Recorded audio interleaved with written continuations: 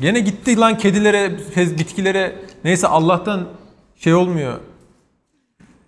İsraf etmiyoruz da yani. Enes. Hak'tan geleni kendinden, kendinin olanı yegane zannetme kardeş. İşimize gücümüze bakalım. Let's go. Herkese merhaba. Kolay değil, hoş geldiniz. Bir bölüme daha karşınızdayım. Ben Mustafa. Bugün etrafınızda olması gereken 5 insan tipinden bahsedeceğiz arkadaşlar.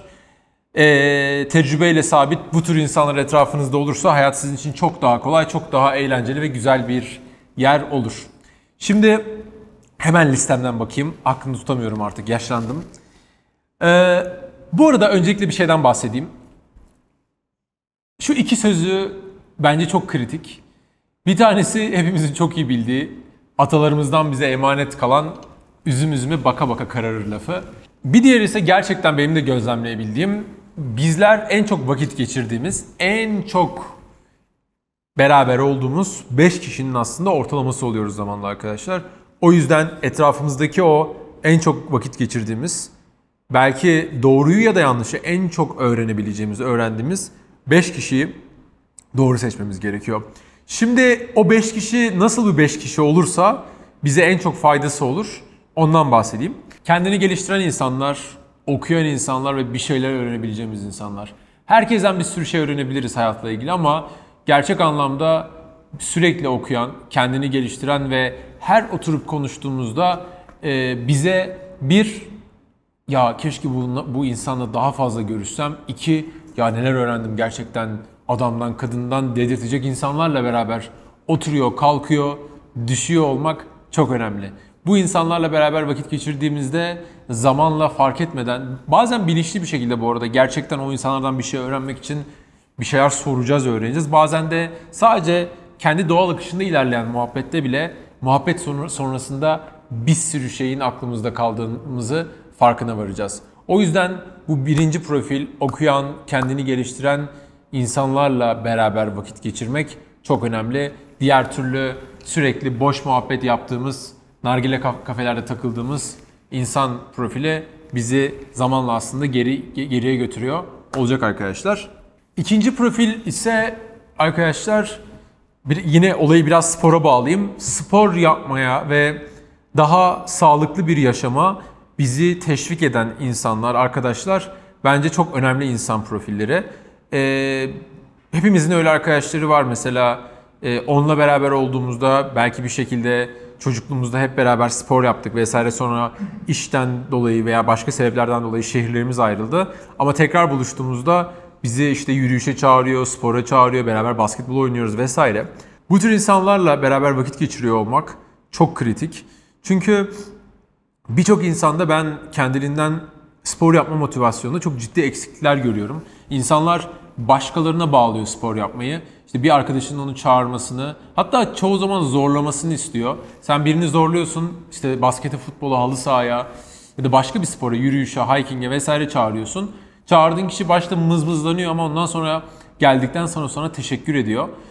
O yüzden etrafımızda bizi spora teşvik eden, belki sabahları ya da akşamları ağırlığa, spor salonuna veya başka spor, yogaya, pilatese vesaire vesaire çağıran, bizi daha sağlıklı bir hayat formuna özendiren veya onu tavsiye eden, bize sağlıklı yaşamla ilgili tavsiyelerde naçizane görüşlerini paylaşan insanlar aslında bize çok büyük iyilik yapıyorlar. Çünkü sağlam kafa sağlam vücutta olur, bunu unutmamak lazım. Özellikle büyük şehirlerde sürekli neydi belirsiz şeyler yiyen, sürekli stres altında, düzensiz bir hayat tarzına sahip olan insanların bu tür arkadaşlarla sahip olması ve onlarla düzenli bir şekilde spor yapması çok kritik. Bence bu 5 insandan en azından bir tanesi böyle değilse, o 5 kişinin arasında bir tane böyle profil, hani sizi motive edecek, sizi cesaretlendirecek, kimi zaman sizi zorlayacak bir arkadaş koymaya dikkat edin arkadaşlar. Bir sonraki profilimiz ise mutlu, eğlenceli ve böyle hayata pozitif bakabilen insanlar. Ya beni mesela gerçekten etrafımda sürekli pesimist, sürekli her şeye olumsuz bakan, bardağın boş tarafını sürekli gören, sürekli olumsuz yorum yapan, ülke gündemine takılan, kapılan vesaire insanlar bir süre sonra rahatsız etmeye başlıyor ve sürekli motivasyonumu düşürüyor. Bu eminim birçoğumuz için de böyledir. Tabii ki yani birçok kötü şey var. Bildiğimiz ve bilmediğimiz ama bunun sonu yok arkadaşlar. Mutsuz olacağımız, bizi demotive edecek, bizim heyecanımızı öldürecek ve sürekli bize olumsuz şeyleri bize böyle yükleyecek insanlar çok çok çok zararlı olabiliyor. Tabii ki böyle sürekli hayal dünyasında yaşayalım. Kimse kötü olan şeyleri veya gerçekleri, doğruyu bize söylemesin demiyorum ama zaten insan en pozitif bakan, en olumlu düşünmeyi ne bilen insan bile kendi ailesinde, ülkesinde, etrafında veya dünyadaki birçok sıkıntıdan dolayı, gün içinde veya işle ilgili streslerden dolayı bol şey oluyor yani hani demotive oluyor veya stres yükü bilinçli veya bilinçsiz bir şekilde artabiliyor. Buna ek olarak çok yakınındaki birinin sürekli bunu tekrar böyle alevlendiriyor olması, ekstra üzerine böyle tuz biber katıyor olması hiç iyi bir şey değil. Tam tersi bu zor zamanlarda, bu kötü zamanlarda birinin bize gelip işte ya olsun geçecek yani bunlar zaten geçici zamanlar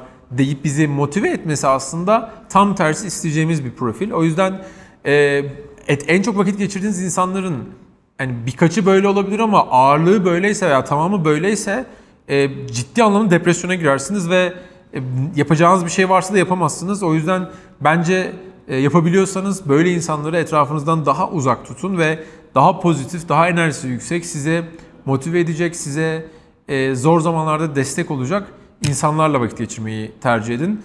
Son iki profilden bir tanesi aslında paylaşımcı insanlar arkadaşlar. Bu paylaşımcı olmak da çok önemli.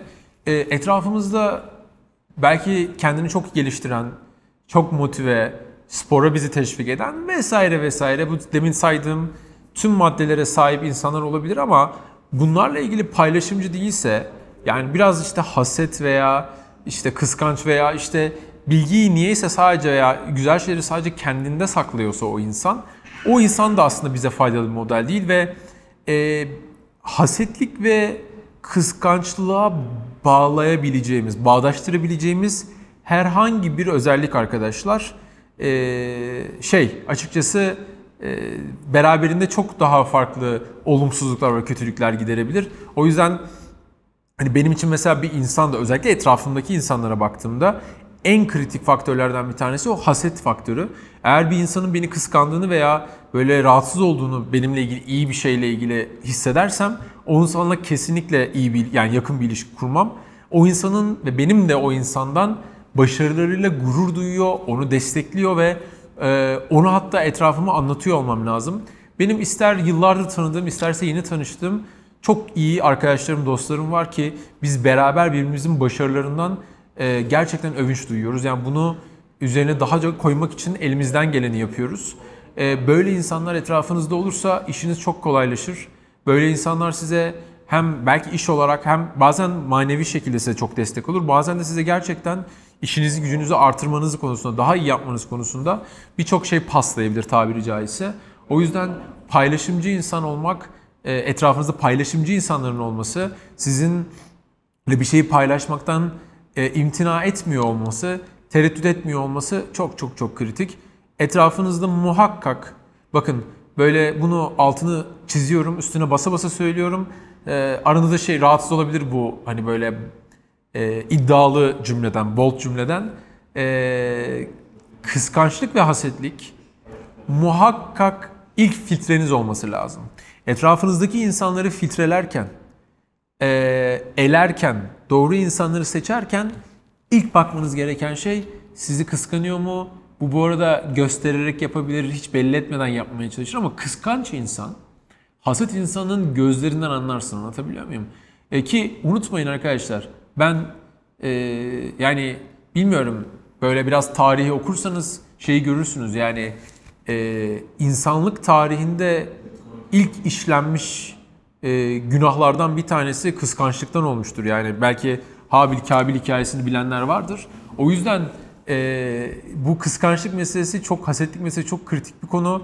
Bundan kesinlikle sizin çok dikkat ediyor olmanız lazım. Hani buna haset, işte göz, nazar falan da hani sonuçları da olabiliyor. Öyle şeyler de var. İnanın, ister inanın ister inanmayın ama muhakkak etrafınızdaki insanları seçerken ilk kıstasınız, ilk filtreniz hasetlik olması lazım. Haset insandan size fayda gelmez arkadaşlar. Bir fayda gelse iki fayda, iki şey götürür size zamanla. O yüzden o fayda da gelmez olsun. Ona göre seçin. Umarım bu arada sıkılmamışsınızdır bölümden. Son özellikten bahsedeyim. Hedefi olan, tutkuyla çalışan ve görece başarılı insanlar etrafımızda olursa bize çok daha faydalı olur arkadaşlar. Çok daha iyi bir hayatımız olur. Başarı tabii herkese göre değişir. Ben daha önceki bölümlerde başarının tanımını hani kendimce naçizane yapmıştım.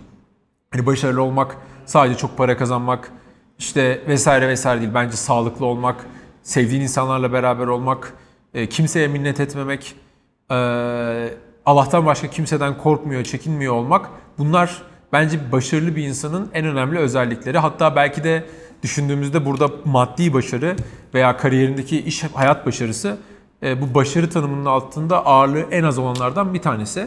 Ama bunları size göre fark etmez. Başarılı insanlarla beraber olursanız, hedefi olan insanlarla beraber olursanız, yani konuştuğunda ister profesyonel hayatında, girişimciyse, işlerinde, güçlerinde, sanatçıysa, sporcuysa bir hedeften, bir başarı hedefinden bahseden, bunun için yaptığı çalışmalardan bahseden, büyük hayalleri, hedefleri olan insanlarla oturun kalkın, onlarla takılın. Eğer böyle insanlarla arkadaşlık yaparsanız zamanla bu özelliklerden, bu alışkanlıklara sizin de sahip olduğunuzu göreceksiniz arkadaşlar. Ne gülüyor Neko? Öyle mi? Olsun. Bunlar gerçekten böyle geçici şeyler. Yani şaka yapmıyorum. Siz farkında olmadan böyle insanlara takıldığınızda zamanla bu özelliklerin size geçtiğini görüyorsunuz ve görmüyorsunuz bu arada ama öyle davranmaya başlıyorsunuz. Bilinçaltınızda o refleksler oluşmaya başlıyor. Hedef koyarken daha büyük hedef koymaya başlıyorsunuz veya bir hedef uğruna çalışırken, fedakarlık yaparken ona göre yapmış oluyorsunuz. Böyle insanları görmediğinizde veya en azından böyle insanların hayat hikayelerini okumadığınızda, izlemediğinizde bazen yaptığınız ufak fedakarlıklar veya ufak çabaları çok büyütebiliyorsunuz. Ben zaten çok uğraştım, olmadı diyorsunuz. Halbuki bu yani başarı yolunda bazen de o çabalar o kadar fazla olmayabiliyor. O yüzden böyle insanlarla oturup kalkmak çok önemli. Şimdi bazı izleyiciler şey diyebilir. Abi işte sana 100 defa mesaj attık, yani staj yapabilir miyiz yanında? Hatta bizim şu Ali Sabancı videosu var. Yani abi şoförün olayım, çay getireyim falan diyen böyle bir sürü genç arkadaşımız var ki çok iyi üniversitelerde okuyan veya yeni girmiş vesaire. Yani bir şekilde arkadaşlar hani herkesin öğrenecek bir şey var. Ben size çok ilginç bir şey söyleyeyim mi? Önümüzdeki aylarda biraz pandeminin bitmesini de bekliyorum. Mesela ben bir gün gidip mesela pazarda, tezgahta çalışmak istiyorum. Bununla ilgili bizim bir şirkette çalışan birinin bir akrabası var vesaire. Onunla konuştuk. Hani bir gün bir cumartesi ya da bir perşembe günü sabah işte erkenden gün doğumuyla pazara gideceğim. İşte tezgahın kurulmasından, tüm gün orada satıştan vesaire öyle bir şey yapmak istiyorum. Çünkü merak ediyorum ve eminim oradan da öğrenecek, tecrübe edecek bir sürü şey var. Hatta hep şey diyorum, keşke bunu böyle 17-18 yaşında, 16 yaşında yapsaydım. Her yaz sık sık yapsaydım benzer farklı işlerde. Tabii insanın o zaman aklı öyle çalışmıyor, yani onu tam olarak idrak edemiyor. İşte belki yaş, tecrübe şu an onu sana idrak ettiriyor. Ama böyle farklı farklı yerlerde tecrübe etmek, izlemek, gözlemlemek bize çok şey katıyor arkadaşlar. O bize yazıp da maalesef olumsuz döndüğüm arkadaşlar da lütfen kusura bakmasın. Hani bir stajyerin veya bu tür bir arkadaşın bizle yanımızda hani çay getirmesi mesele değil. Ben çayımı alıyorum zaten kendim ya da getirir götürmez ama biz yeterince o arkadaşla ilgilenemeyiz şu an iş yoğunluğumuzdan. O da bizi üzüyor yani. O yüzden de birazcık imtina ediyoruz. O tarafta almıyoruz stajyer vesaire. Belki ileride sonra alırız zaten. Onun duyurusunu yaparız. Bizi izlediğiniz için çok teşekkür ederiz. Kanalımıza abone olmayı ve bu bölümü likelamayı, yorum atmayı lütfen unutmayın. Bir sonraki bölümde görüşmek üzere.